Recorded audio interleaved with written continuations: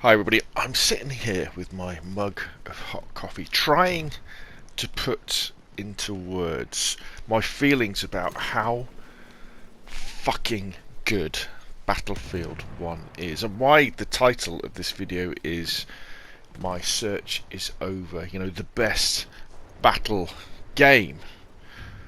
I don't know, maybe there's ever been, I don't know, it's definitely the best battle game I've played. Now, I'm not saying Battlefield game, because there's lots. The idea of this is to kind of get across that if you want the feeling of being in a large-scale battle, I think Battlefield 1, you know, I don't think it's ever been, it hasn't been surpassed since it came out, and I'm not sure really there's many before that would be better from this. Now, note I am saying game, because obviously this isn't a Battlefield simulator, and I've played a few of those over the last few weeks and months as well, kind of on this search I've had, probably to fill this unconscious gap that Battlefield 1 left in my gaming life when we stopped playing it sort of two years ago. But coming back to it, playing on the PlayStation 4, it sent shivers down my spine, made the hairs stand up on the back of my arms, just how amazing this game feels to play, and how the developers, DICE, who were on the game then and obviously weren't on it when Battlefield 5 came out, you know, they really were geniuses. So, you know, let's talk about Battlefield 1. Let's talk about how what makes it so good. I think the thing about Battlefield 1 is that the immersion is very good. So you've got these sweeping big battlefield maps, as you would expect, in all these different locations. You know, when it was announced that Battlefield 1 was going to be set in World War One, people were like, oh god, oh no, you know, we're going to have trench warfare, we're not going to have movement and stuff like that. When in fact that was only in the last DLC that we got that stuff. Instead, we got these different areas of operations all over the world that created these exciting ones. So this is Monte Grappa, a particularly fascinating map to play. And the graphics obviously are amazing. This is on the PlayStation 4. And they did some really clever things, I think, with Battlefield 1. Is they made the guns simpler, in the fact that they didn't bother mucking around with attachments anymore. You just had different variants of the same gun. So there was never this search for the perfect combination of attachments and foregrips and stocks and sights and all this sort of stuff. Now you tended to get your favourite one, and you'd try some others, and that would be it. You wouldn't be fettling with it thinking it was your gun setup that was the problem. No, it was your gameplay that was the problem, and the guns felt great. And then I think the thing that pissed lots of YouTubers off, and probably lots of PC players specifically, was the idea of random bullet deviation. So the idea of this is that when you aim your gun and you fire at something, in Battlefield 1, what happens is the bullet won't always go where you've aimed. Alright, and I guess they justified this with the idea of, you know, the guns at this era were just coming into the industrial period of warfare. You know, mass production of millions and millions of weapons, and the guns weren't that accurate, maybe apart from kind of the sniper rifles. And lots of the Battlefield community, lots especially YouTubers, couldn't stand this idea that where they put their mouse pointer, the bullet wouldn't always go there, it would wander off to a side. I thought this was a brilliant idea, because it gave everybody a chance to stay alive when you're coming under fire. And it made the time to kill a little bit longer in certain situations.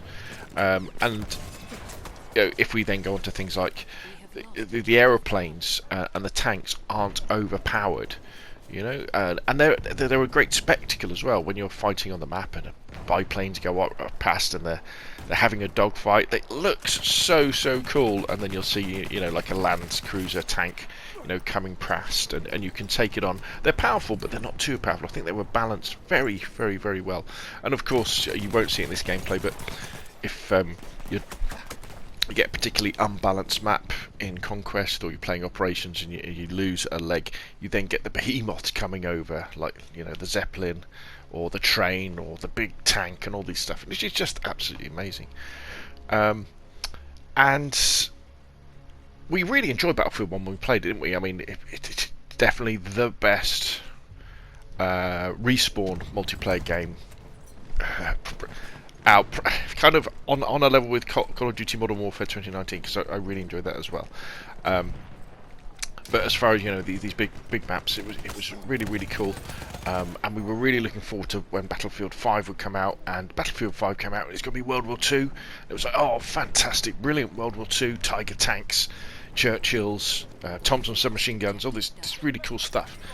And then DICE did all these things they made all these mistakes about the game. You know, they ruined the immersion by not just about having women soldiers in a World War II game, because they could have done that, I think, in a way, but it was all the screaming that would go on when people were injured, and the fact that they introduced gameplay mechanics specifically to make the game less fun, which was the ideas of attrition, where you would spawn in and you wouldn't have enough ammunition, and so you'd have to go on a hunt for some ammunition before you get into a gunfight.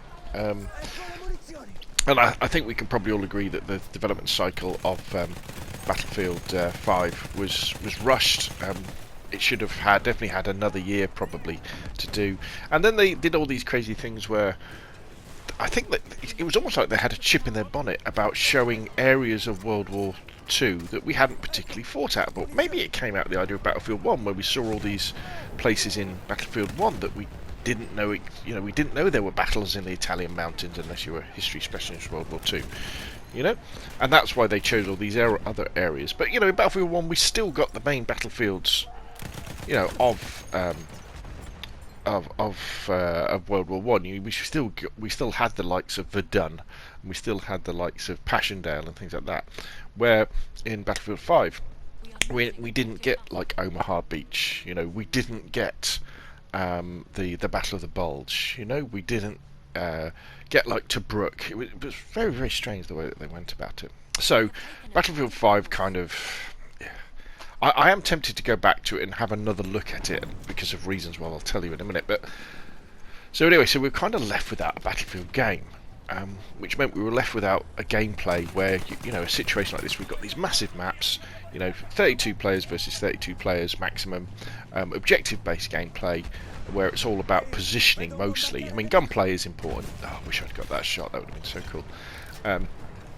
And not just about the Twitch first-person shooter skills like you would use in, say Call of Duty. And it's not a battle royale as well. As much as I love battle royales, you know, respawns can be very much to play. And so I went on this hunt, especially with the advent of GeForce Now, where I can now play all these PC games. And playing games like Hell Let Loose, which is this amazing World War II game. Oh, absolutely amazing. Looks stunning. Looks so beautiful. But it's more of a simulator. It's really difficult to kind of figure out, you know, where enemies are. You know, there's basic spotting. But I think unless you're on like a really high-end PC where the graphics are, you know, 4K graphics so you can see every single pixel, you end up just getting shot all the time. And the biggest problem is it's on PC. They don't have controller support, so there's no aim assist. So it's quite difficult to do.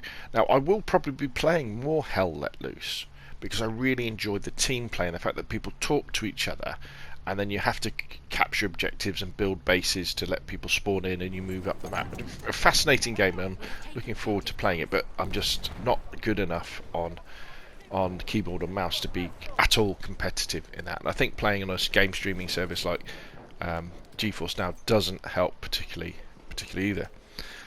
So that's too hard.